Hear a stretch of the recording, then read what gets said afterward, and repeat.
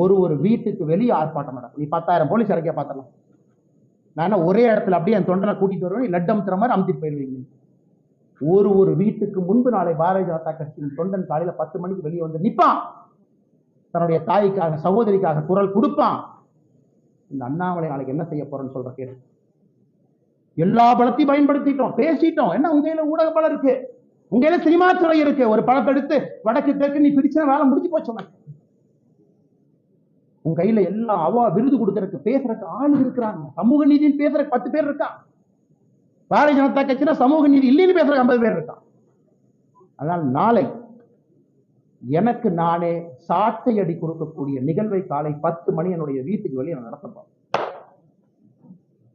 நான் எனக்கு முருகபெருமானுக்கு சூர சம்ஹார பெருமை இந்த தீவிரம் அழிக்கும். நாளை காலை 10